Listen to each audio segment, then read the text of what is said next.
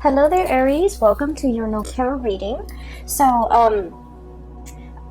when I was shuffling out the spread, I saw two images for you, and I'm not sure which one comes first, but they're definitely related.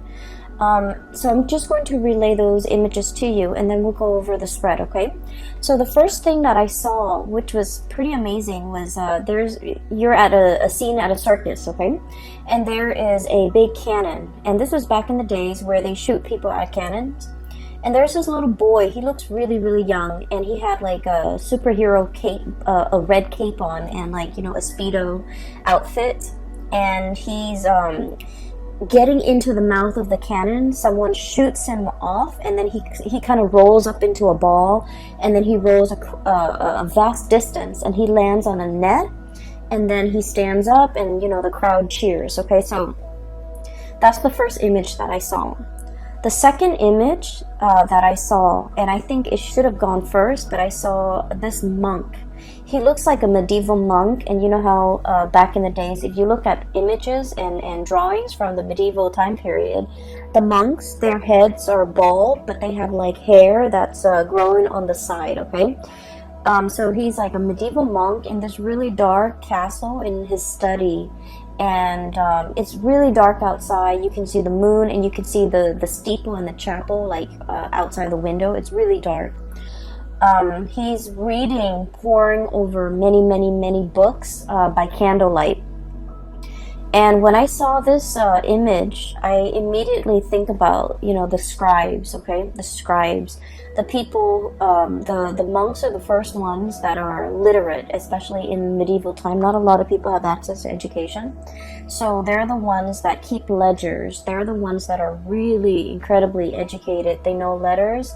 They write down they keep inventory, keep ledgers, but they also write down the daily activities as to what happened today. And they're pretty much the first people that keep a written history of things that have unfolded. Okay, so I feel like this guy, he's in his study by candlelight, obsessively poring over, looking through, researching, and trying to find something. Okay, so he was very, very adamant about trying to find something. So those are the two images that I saw. And it was really difficult for me to try to get those images to kind of tell the story, okay? So what I feel is happening here is there's something that you are doing. And I feel like for many of you, this is a part of a job. For those who are self-employed, I feel like you're trying to launch something. And you're obsessively trying to do the preliminary background research, the market research. I'm hearing patent. So for some of you, you might be inventors.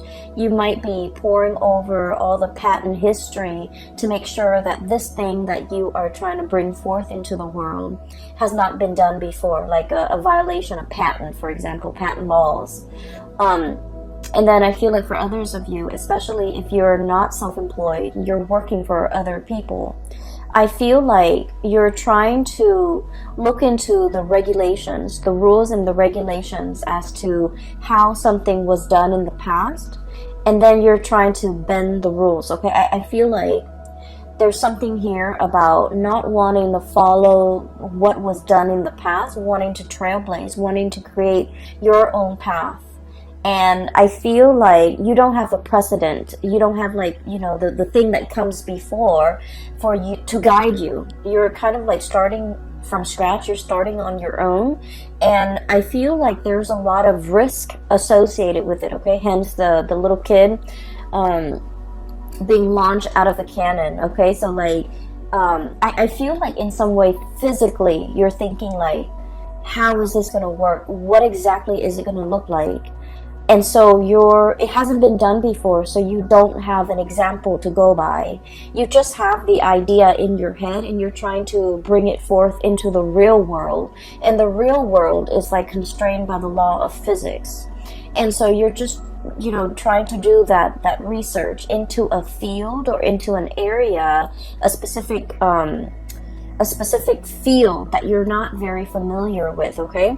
And so I feel for many of you, this is like a very huge new undertaking that you're planning to start off, and you feel that it's gonna have like a tremendous yield, either financially, monetarily, or just, you know, it's something that you feel that needs to be done, and you're the person that wants to lay out the preliminary groundwork for this, okay? So this is like a huge undertaking that you're kind of like a responsibility that you're taking on, mainly because I do feel for many of you, normally you don't have the patience to kind of like, you know, do the research, sit there and pore over volumes and volumes of things to dictate how this is gonna happen. But for some reason, for some of you, you might be personally invested in it, or you might feel like, no, this is the right thing to do. I want to do it right, or I want to do this for somebody. There's like an emotional connection, or like an emotional reason why you want to do it. For others of you, you're like somehow invested in it, where you're just like, no, this is something that needs to be done because it's going to lay the groundwork for what's to come, and I want to lay the groundwork in the direction that I want to see things happen in the future, okay? I do sense we have here the Judgment card and the Justice card, okay? So this deals heavily with legality. The Justice card, this is about weighing out the pros and cons, okay? What is right morally, ethically, versus what is right like internally. And then we have here the Judgment card as well. Light bulb moment, okay? Some major idea that you are trying to bring forth into the world. It's almost like I'm getting a very strong like Aquarian, you know, influence here, where you're like so ahead of your time.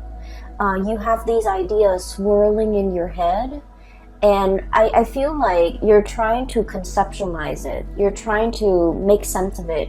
You're trying to like sort out these creative ideas, put them into little neat boxes so that you can understand exactly what you are trying to work with. I also feel like it's a major ethical or a moral issue that you're grappling with, okay? Whenever we are linked up with laws and legalities and rules and regulations, I feel like especially for many of you, you have an innate sense of what is wrong and what is right. And I feel like there might be some type of a moral conflict between what you feel is right, what you feel is wrong, versus what the laws dictate is right, or what the law dictates is wrong. So there might be some type of a legal framework, or just some type of a framework that you're working within that you feel needs to be changed, and you're trying to find justifications for how to change it. You're trying to find evidence. You're trying to find like nuances in the law so that you can bend them. And I feel like you're doing this because internally you're driven by your own sense of what's right and what's wrong. And so you're trying to, you know, shape it or fashion it in a manner that speaks to you. So I feel like for many of you, there might be a situation in a work environment where you're just like, this is not fair. This on paper, it says this, but in my mind, in my head, in my heart, it feels wrong. And so you're trying to, you know, find a way to get around it, is what I'm sensing. Okay, so this is coming in really, really strongly. And then going to the second image, this is what I'm sensing here, is there's a situation where, once again, you know, you're trying to bring things forth into the world. It requires a lot of background research from your side.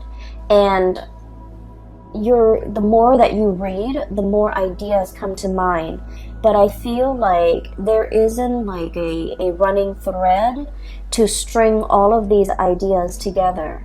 And so in that way, you might feel like you're kind of ill-prepared to make the connections, to make the dots, to connect the dots in some fashion.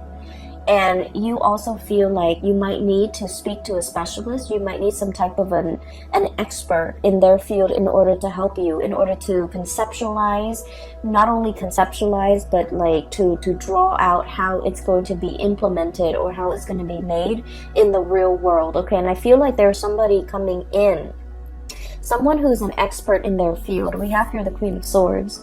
I usually think of this as someone who is super rational, okay?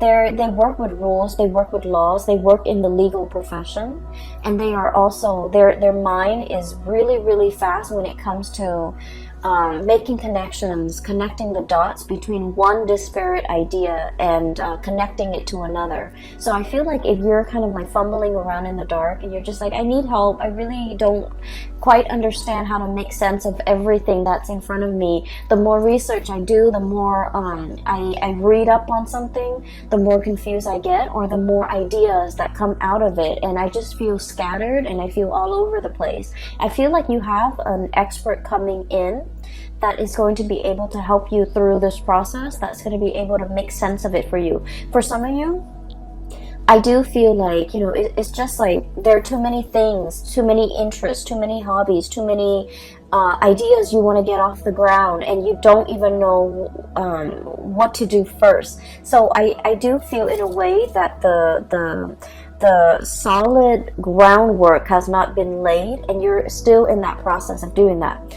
So I just want to say as well, you know, there is a Mercury retrograde that's going to permeate the entire month of November. It starts on the 31st of October, and we're going to be in the Mercury retrograde period for about 3 weeks of November, and the last week is pretty much the shadow period. So this is a time to really lay that foundation, lay that groundwork, do the preliminary research, make sure there's no holes in your theories, and make sure that everything is done. And I keep hearing like conceptualize. Make sure that you have a very, very, very solid foundation laid out before you start doing anything. And the time for you to start doing anything should be outside of this Mercury retrograde cycle. So I would say the month of December looks really, really right, especially if we are in the time of Sagittarius, which is a fellow fire sign. You know, when the sun is in Sagittarius, it's going to make a trine to your sign, Aries, and it's going to it's more conducive for, you know, bringing you recognition, bringing you into the limelight, and making sure that your plans and ideas and whatever you're trying to implement is foolproof, because you're going to get a lot of visibility. And so I feel like the month of November is not really the time to draw attention to yourself because of the Mercury retrograde period. It is time for you to kind of lay low, pour things over, understand things, read up on things, do the preliminary research, have all those ideas floating around. You don't need to string them into any type of a coherent thought. You just need to, you know, take them into account, but don't implement anything until the month of December. So I hope that makes sense. Because if things are not laid out well and thought about well, and, you know, I want to say, if they're not done well, by the month of December, when the limelight is on you, or when the spotlight is on you, that's when, you know, all the holes in your theories will start to show, okay?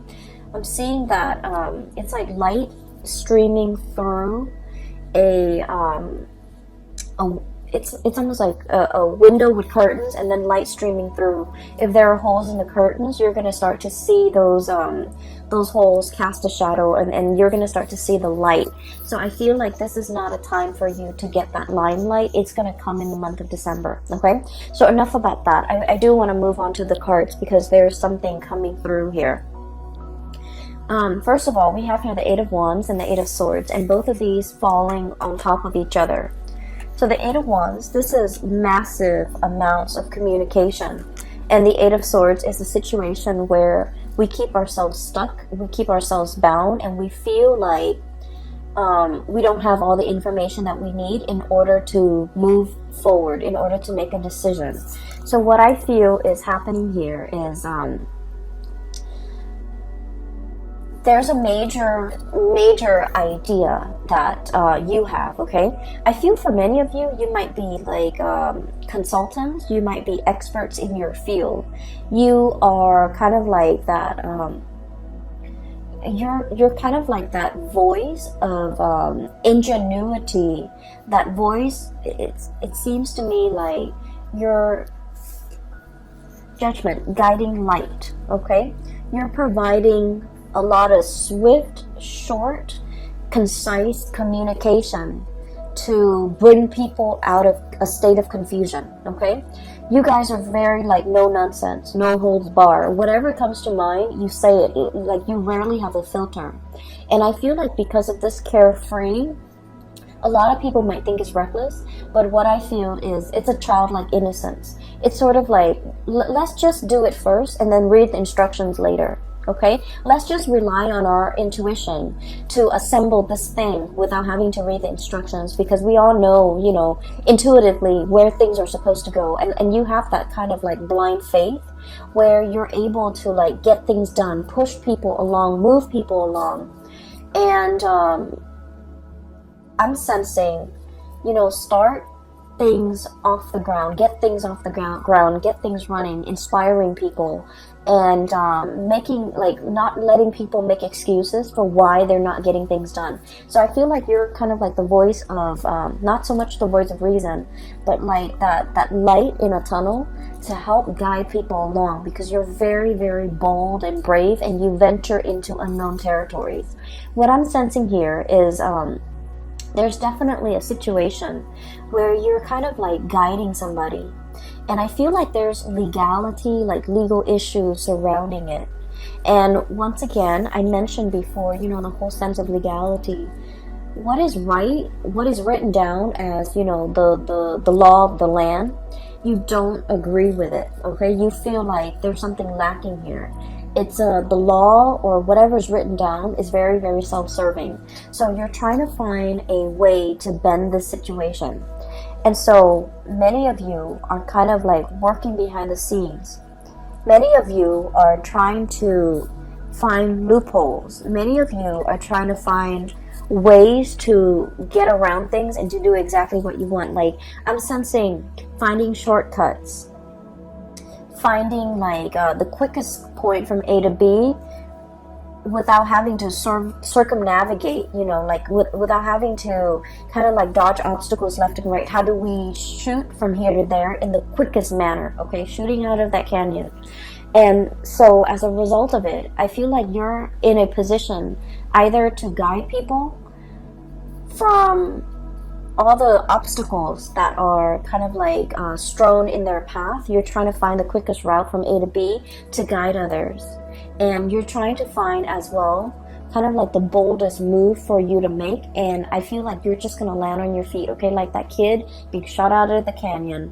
If you're in a position where you feel like, I don't really know, you feel shaken, or you feel like, I don't really know how to realistically implement this in the real world, I feel that it's going to really take off for you. So that state of confusion where you're not able to make a decision, there's going to be that light bulb moment that will allow you to know how to move forward, that will allow you to know how to move on. Okay, so I feel like the energy is very, very conducive for having some type of a major breakthrough. You're getting like spiritual advice, you're getting a lot of information to, if it's like a long-standing problem and you've been mulling it over for some time, and you felt like the more research you do, the more confused you are, it's going to hit you in a way where you're going to be able to find the simplest way to get from A to B, to solve your problems, to jump over your hurdles, to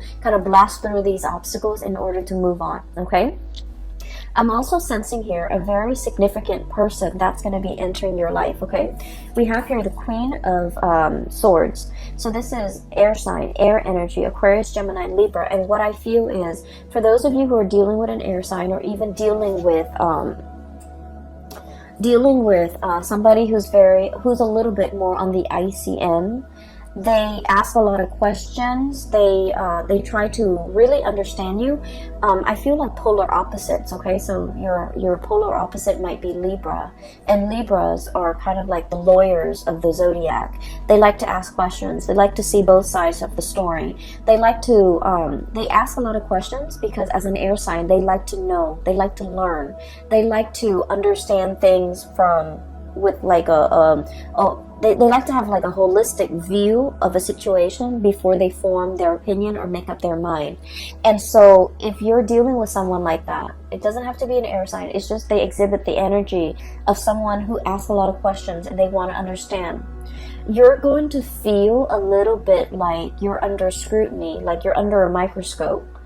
Like they're judging you, or they're judgmental, or they're trying to poke holes in your theories. But what I feel is, in the process of interacting with this person, they're going to make you stronger. They're going to make you able to defend your ideas, defend your beliefs, and to solidify and strengthen your ideas and strengthen your beliefs so that your theories have no holes. Your theories are foolproof. So I feel like you have somebody in your midst that is like this. And what I'm sensing is, for some of you, this might be like a romantic partner who you feel might be overly critical. You feel they might be a little bit cold, a little bit distant, a little bit contrarian. You say one thing and they don't really see things that way, so they offer their opinion. And you guys have had a lot of clashes in the past where you don't see eye to eye. I honestly feel like they might have belittled you by the way in which they interact, by the questions that they ask you. You feel like they don't support you, or you feel like they're constantly poking holes in your theories. And what I see in this spread is this person doesn't mean to do that. And I feel almost like I'm seeing like, walking around on eggshells, okay? I feel like you felt a little bit judged. You felt a little bit like you couldn't be yourself. You felt uncomfortable. And you didn't understand why. You felt like they didn't trust you, or you felt like they just, they shoot down your ideas. You felt very unsupported, okay?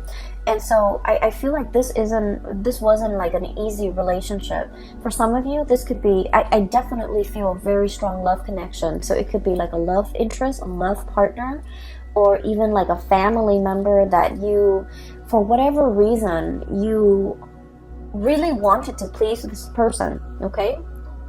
And I'm also sensing like, it's somebody that you hold in high regards, okay? They're on a pedestal. They're on the scale here. That you hold them in really high regards, and for whatever reason, you are very eager to please this person. You really like this person. They don't mean to be harsh. They don't mean to make you feel like they're poking holes in your theories. It's just they can't help themselves. The way if their curiosity is piqued, if you're saying something that really strikes at one of their many interests, they're going to ask questions. They're going to ask a lot of follow-up questions, and it can feel really uncomfortable. And you're not the first person that they have made feel like they're under scrutiny, like they're under a microscope, like they're cross-examining you. You're not the first person, and I feel like this person has a tendency to do this, and I feel like they isolate a lot of people. They might have isolated friends because of their behavior. So I'm sensing here a person that doesn't mean it. They don't mean any harm, and they don't understand how they come across, and they don't understand how harsh they are with their words and their judgment, and they don't understand that people feel judged or feels that they're too judgmental, and people feel uncomfortable in their presence, okay? So I feel like you're dealing with a situation like that, where somebody might be asking you, and they're asking you so that they can understand where you're coming from, so that they can understand your ideas. And So, you know, let your guard down, definitely, when you are interacting with this person, because I feel like they mean no harm, okay?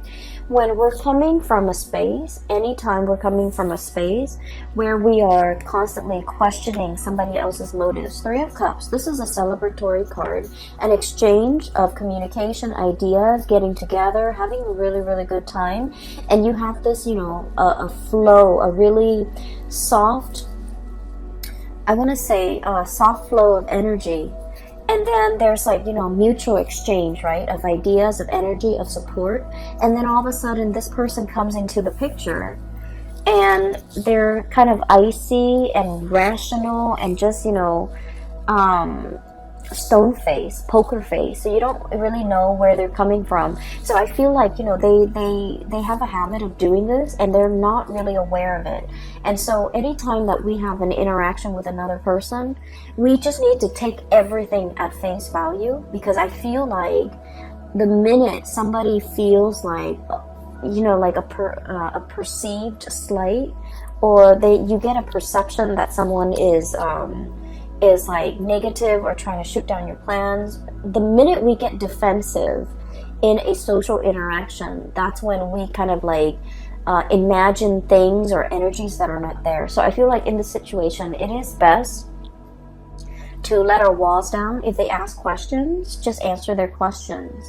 And I feel like it's going to create a more even flow of energy, okay?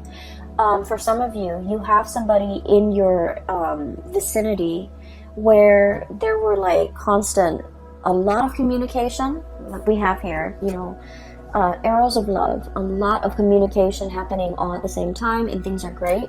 And then you go through a period where there's like zero communication, Eight of Swords, being stuck in a prison of swords, and you're just like, what just happened? Which way do I go? So I feel like you're dealing with someone who you feel is blowing very, very, very hot and cold. You don't know from one day to the next where you stand with them. I keep hearing bipolar.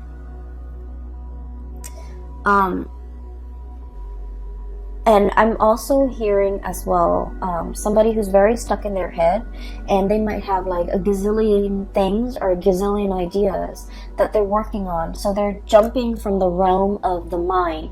They're constantly thinking about other things, okay? So it's not that they don't have time for you, or it's not that, you know, they're... I feel like they're very, very busy, and I know that sounds terrible. There's no excuse. You know, if you really want to make something happen, if you really want to reach out, you want to prioritize communication or a specific person in your life, being busy is no excuse. We find time for things and for people that matter. But I feel like there's like periods of like a lot of heavy communication with this person, and then you go through a drought, and then they come back, and then there's a lot of heavy communication, and you're just never sure where you stand with this person, and you're frustrated. And I feel like you're thinking about the worst. You're thinking about like worst case scenario. They're probably talking to other people. They have a lot of other options. They have a lot of other people in their mind. And I feel for many of you, you might retaliate by, you know, going out a lot, you know, trying to meet other people. And so when you're going through that period of drought and there's no communication from the other person, you are waiting on the communication, but at the same time you're just like, you know, I do see like a retaliation where if there's no communication, you draw your attention elsewhere. And so I just feel like the other person has a lot of things on their plate. And once again, I'm not saying like it's an excuse, but I do feel like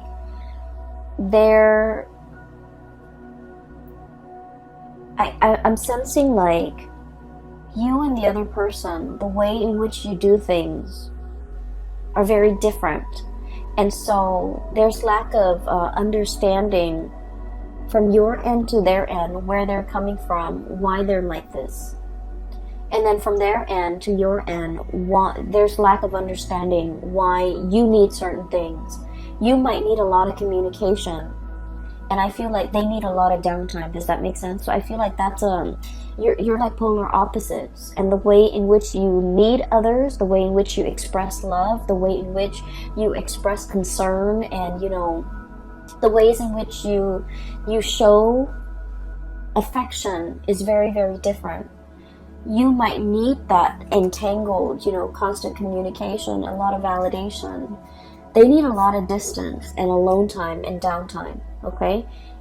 If the connection is there, in their mind, it's already there. We don't need to, reinvent the wheel.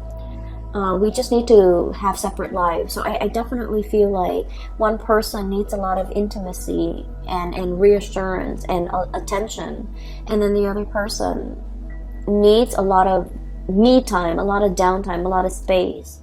And there's a potential here for the two of you to kind of like bridge this divide and to be able to kind of understand where the other person's coming from. I don't see like a situation where there's like from their end, I don't see that they're dating other people, running around with other people and things like that. I do feel like you might have thought that, but I don't see it from their end. But I do sense that they're wondering as